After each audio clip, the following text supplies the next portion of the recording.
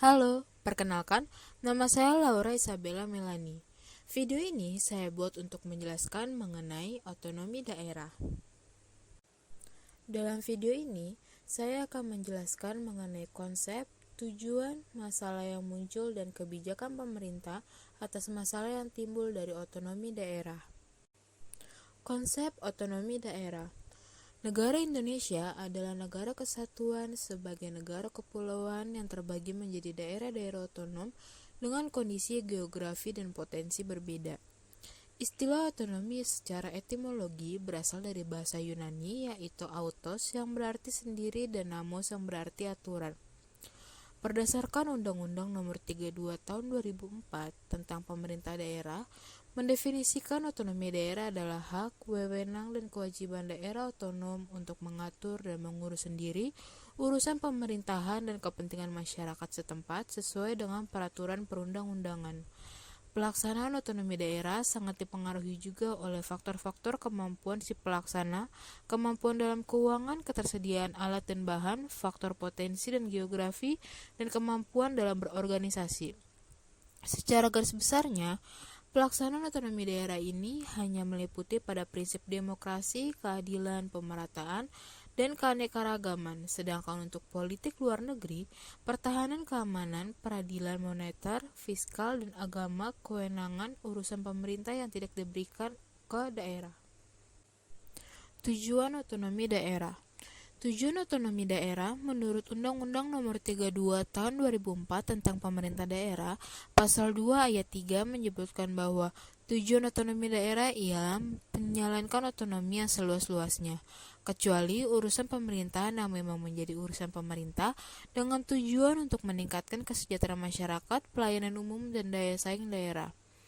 Tujuan otonomi daerah seperti yang dijelaskan oleh Hussein 1994 adalah untuk mengurangi beban di pundak pemerintah yang lebih atas, tercapainya efisiensi dan efektivitas layanan kepada masyarakat, penggunaan sumber daya yang lebih efektif, pemantapan perencanaan pembangunan dari bawah, peningkatan persatuan dan kesatuan nasional, serta keabsahan politik pemerintah dengan memberikan kesempatan yang lebih besar kepada masyarakat untuk mengenali masalah yang dihadapi dan menyampaikannya kepada instansi pemerintah tersebut. Jadi, tujuan otonomi daerah dapat disingkat menjadi 3. Yang pertama, meningkatkan pelayanan umum. Karena dengan daerah dibiarkan mengurus rumah tangga daerahnya sendiri, sehingga setiap daerah akan mendapatkan pelayanan umum secara merata sesuai dengan kebutuhan daerah masing-masing. Kedua, meningkatkan kesejahteraan masyarakat. Dengan otonomi daerah juga membuat masyarakat kebutuhannya terpenuhi sesuai dengan kebutuhan setiap daerah sehingga kesejahteraan masing-masing daerah akan semakin meningkat. Yang ketiga, meningkatkan daya saing daerah. Dengan otonomi daerah juga akan membuat setiap daerah berusaha untuk menghasilkan yang terbaik seperti sumber daya yang dihasilkan dari daerahnya masing-masing. Masalah yang timbul dari otonomi daerah. Pertama, ada korupsi di daerah. Hal yang paling diwanti-wanti terkait pelaksanaan otonomi daerah. Bergesernya praktik-praktik tikus berdasi atau korupsi yang semula berawal dari pihak-pihak terkait pada pemerintahan pusat akan bergeser ke pemerintahan daerah.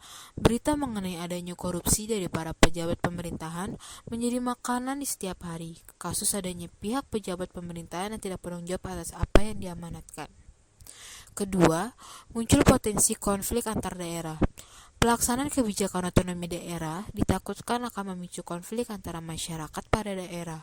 Adanya gejala etnosentrisme atau sikap kedaerahan yang semakin kuat. Dalam sudut pandang lain, mungkin ini akan bagus dalam kehidupan bermasyarakat. Namun, etnosentrisme yang kuat dan mengakar ditakutkan akan menimbulkan konflik dan perpecahan. Permasalahan eksploitasi pendapatan daerah. Kebijakan otonomi daerah menjadikan daerah memiliki kewenangan yang kuat dalam pengelolaan keuangannya, dari pengumpulan anggaran, serta alokasi pemanfaatan pendapatan daerah tersebut. Terdapat permasalahan jika ada banyak daerah menggunakan pola tradisional dalam pemerolehan pendapatan daerah, seperti mengintensifikasikan pemungutan pajak dan retribusi. Sumber daya manusia dari aparatur pemerintah yang belum sepenuhnya menunjang pelaksanaan otonomi daerah. Dalam penyelenggara otonomi daerah yang baik dapat terlihat melalui peningkatan kapasitas dan kompetensi yang dimiliki seseorang dalam pelaksanaannya. Dalam informasi pada sekitar 2016, hanya 20% pemerintah daerah yang mampu melaksanakan otonomi daerah dengan berdampak pada kesejahteraan rakyat di daerah, sedangkan sekitar 80% pemerintah daerah dinilai belum berhasil menjalankan program yang dibuat dan diharapkan. Lalu yang terakhir, konsep pemahaman desentralisasi dan otonomi daerah yang masih rancu. Desentralisasi merupakan mekanisme pengaturan yang terkait dengan model hubungan antara pemerintah pusat dan pemerintah daerah. Desentralisasi diperlukan untuk meningkatkan efektivitas dan efisiensi pemerintahan sebagai sarana pendidikan politik di daerah, memelihara keutuhan kesatuan dan integrasi nasional untuk menjalankan momentum demokrasi dalam pengelolaan pemerintahan yang meninggalkan daerah, memberikan kesempatan bagi masyarakat untuk berkarir di bidang politik dan pemerintahan sebagai sarana memajukan pembangunan daerah. Oleh karena itu, pemahaman tentang konsep desentralisasi dan otonomi harus dikembangkan dan meningkatkan pengetahuan terhadap masyarakat. Kebijakan dari pemerintah untuk mengatasi otonomi daerah. Yang pertama, membuat master plan pembangunan nasional untuk membuat sinergi pembangunan di daerah, agar menjadi landasan pembangunan di daerah dan membuat pemerintahan pembangunan antar daerah. Kedua, memperkuat peranan daerah untuk meningkatkan rasa nasionalisme dengan mengadakan kegiatan menanamkan nasionalisme seperti kewajiban mengibarkan bendera merah putih. Yang ketiga, melakukan pembatasan anggaran kampanye karena menurut penelitian korupsi yang dilakukan oleh kepala daerah akibat pemilihan umum berbiaya tinggi membuat kepala daerah melakukan korupsi. Yang keempat, melakukan pengawasan kepada Perda agar sinergi dan tidak menyimpang dengan peraturan di atasnya yang lebih tinggi. Yang kelima, melarang anggota keluarga kepala daerah untuk maju dalam pemilihan daerah untuk mencegah pembentukan dinasti politik. Keenam, meningkatkan kontrol terhadap pembangunan di daerah dengan memilih mendagri yang berkapasitas untuk mengawasi pembangunan di daerah. Yang terakhir, melaksanakan good governance dengan memangkas birokrasi atau reformasi birokrasi, mengadakan pelayanan satu pintu untuk masyarakat, dan melakukan efisiensi anggaran. Sekian penjelasan dari video ini mengenai otonomi daerah. Mohon maaf dengan kesalahan dan informasi yang kurang. Terima kasih.